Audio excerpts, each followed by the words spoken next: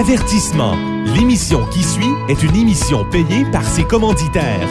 Les propos tenus sont ceux des intervenants participant à l'émission et ne reflètent pas nécessairement les opinions des employés et administrateurs de VIA 95 FM. Bienvenue à l'émission Deux gars, une Bible. Deux gars, une Bible. C'est deux gars en mission pour faire connaître le vrai message de la Bible. Bonjour à tous et bienvenue à la nouvelle émission qui est plus aussi nouvelle maintenant, Deux gars, une Bible. Et on est vraiment heureux de vous parler aujourd'hui. Vos animateurs, Joël Lapierre, pasteur à l'Église baptiste de Trois-Rivières, et Frédéric Colella, pasteur à l'Église Vie Nouvelle à Trois-Rivières. Et ce matin, aujourd'hui, on va vous parler évidemment dans les circonstances actuelles de la fête de la Saint-Jean-Baptiste et ses origines. Oui, c'est une journée importante dans le calendrier québécois. La fête qui est appelée la fête nationale, qui est un congé férié. On fait des feux de joie.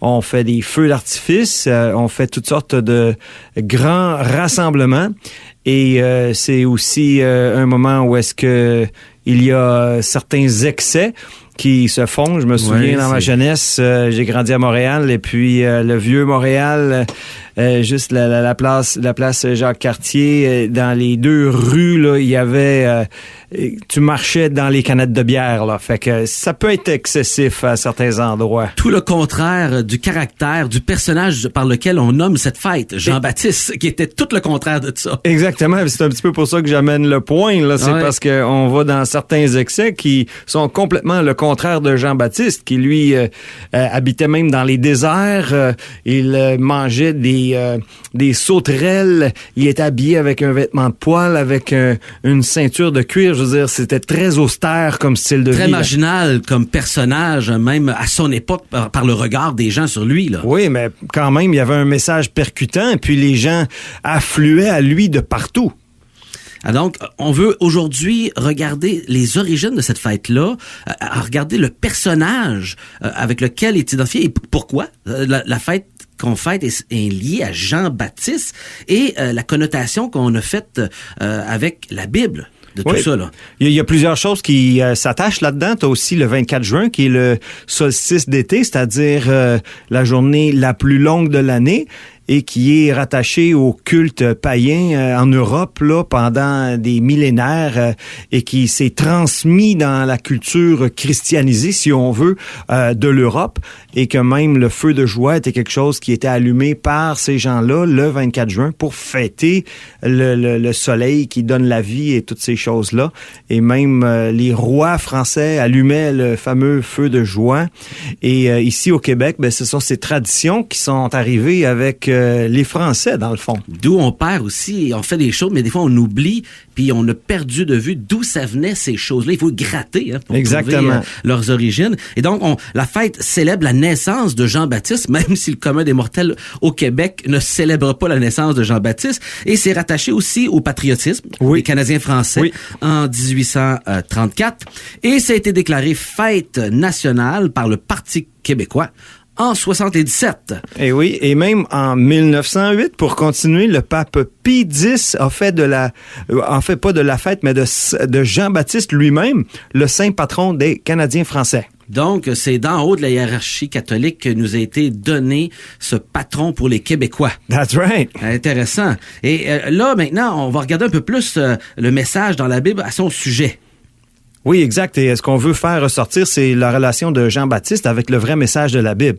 Il n'est pas déconnecté du vrai message de la Bible. Ici, à Deux gars, une Bible, évidemment, on est en mission pour faire connaître le vrai message de la Bible. Et c'est un personnage clé, en fait, même pour le vrai message de la Bible. Tout à fait. Il fait partie de tout le déroulement du plan de Dieu, si on veut, dans la rédemption ou la mission que Dieu a de racheter l'humanité. Donc, on espère vous faire découvrir ce personnage lié au vrai message de la Bible et peut-être que vous puissiez réfléchir cette année à la fête de la Saint-Jean d'une manière complètement différente de tout ce que vous avez fait dans votre histoire jusqu'à aujourd'hui. Exact. Il n'est pas isolé du message de la Bible. En fait, il est venu pour annoncer l'arrivée du Messie ou de Christ, c'est-à-dire celui qui venait de la part de Dieu pour sauver l'humanité. Mais là, Frédéric, commence par nous expliquer l'origine de son nom, là, Jean le Baptiste. Oui, c'est ça. Ça, c'est une autre affaire. Ici, à Deux gars, une Bible, là, on est un petit peu maniaque sur les définitions.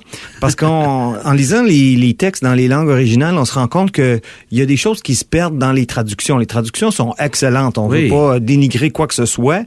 Mais quand on veut gratter un peu plus, on voit que beaucoup de confusion qui existe dans l'esprit de beaucoup de gens vient justement des mots qui ont perdu leur sens. Et quand on parle de Jean-Baptiste, évidemment, ça fait rapport au baptême de Jean. Donc, Jean baptisait les gens. Bon, Jean baptisait les gens, ça fait drôle à dire, mais on comprend qu'est-ce qu'on veut dire. Mais c'est pas son nom de famille, en réalité. Et encore dans la tête, ici, au Québec, encore, si on va prendre dans la culture, quand on dit le mot baptême, ça veut dire, on prend le petit bébé, on l'amène à l'église, puis on fait une aspersion sur sa tête. Et ça, c'est quand on entend Jean-Baptiste, on a, Jean est-ce qu'il mettait quelques gouttes d'eau sur la tête des bébés? Mais c'est pas ce qu'on retrouve dans la lecture des évangiles. Pas du tout.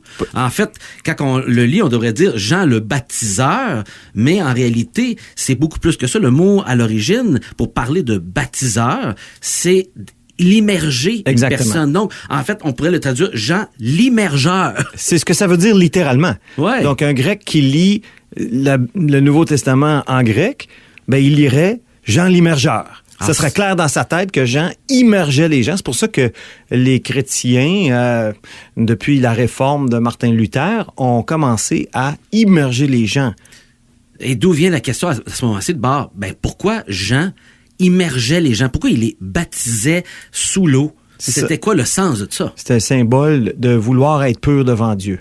C'est comme je me lave de mes péchés de façon symbolique, évidemment. C'est pas quelque chose qu'on peut faire par un acte rituel ou quoi que ce soit, mais leur désir, c'est de plaire à Dieu, de se détourner de leurs péchés. Et ils venaient donc se consacrer à Dieu. Et donc, c'était un acte, pour Jean, c'était un acte préparatoire à son auditoire pour la venue de Jésus. Oui. Disposer leur cœur pour rencontrer le Messie que lui annonçait comme précurseur. C'est ça. Et lui-même, Jean-Baptiste disait de lui-même, « Je suis la voix qui crie dans le désert. » Parce que les gens disaient, « Mais t'es qui, toi? T'es-tu le Christ? » Parce que les Juifs attendaient le Messie.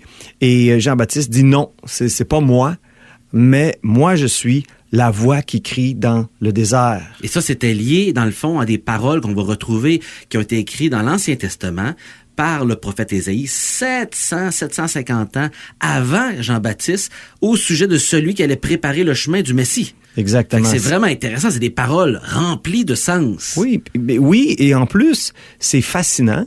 Et en plus, ça nous convainc que ce qui se passe dans la Bible, c'est une action divine surnaturelle. Comment est-ce qu'on peut prévoir 750 ans avant qu'un individu naîtrait et ferait certaines choses? Et il est déclaré la voix de celui qui crie dans le désert.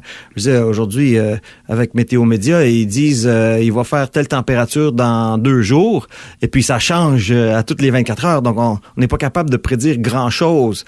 Mais quand on parle de 750 ans, une seule explication, pour moi, simple, humain, c'est que Dieu, il y a quelque chose de surnaturel qui est à l'œuvre. C'est divin. C'est divin, absolument.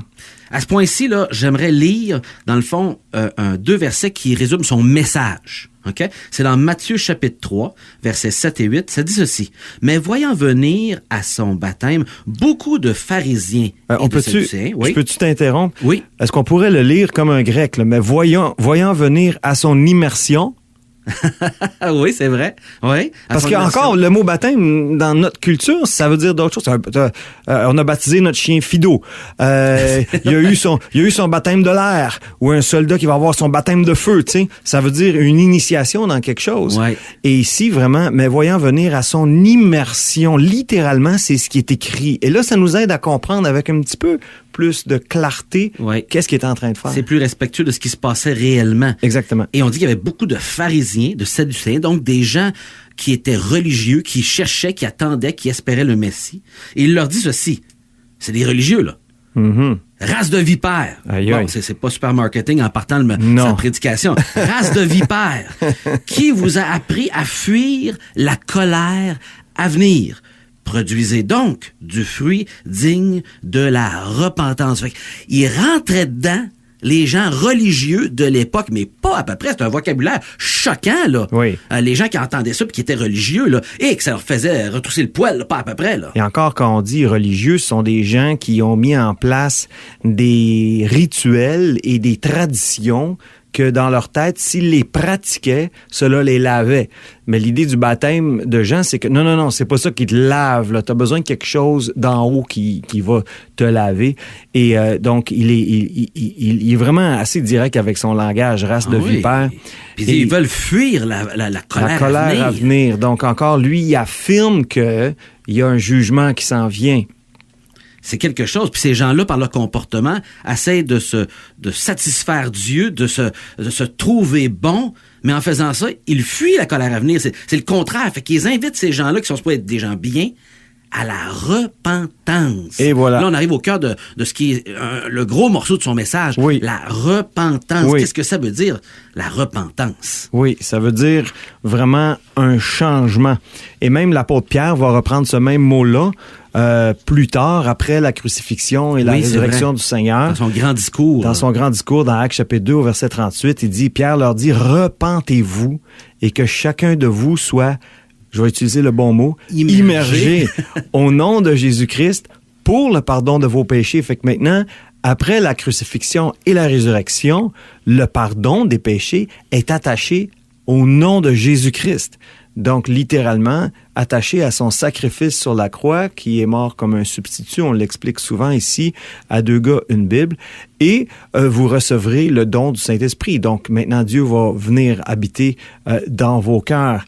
Et la réalité de la repentance est encore aujourd'hui un prérequis de l'Évangile. C'est fort, là. On voit que tu peux pas passer, pour recevoir l'Évangile, le bon message, tu peux pas passer à côté de la repentance. Exactement. C'est impossible. Il faut qu'il y ait un changement. Et peut-être pour vous donner une image, quand on parle de repentance, on parle d'un changement de cap complet. C'est un 180. Ouais. Tu peux pas dire, j'ai commencé à faire tel acte religieux, j'ai commencé à faire ci, faire ça, puis qu'il n'y ait pas de changement. C'est pas normal. Quand il y a une repentance, toute intérieur et extérieur, il y a un changement radical qui se fait. On peut pas juste parler de des changements extérieurs superficiels. Il faut qu'il y ait quelque chose en dedans là qui a été brisé, qui a reconnu l'état de pécheur et qui a un virage de 180 radical que les gens peuvent pas manquer autour d'eux là. C'est ça. C'est pas juste d'essayer de se conformer à un code de loi, même la loi de Dieu, de façon extérieure.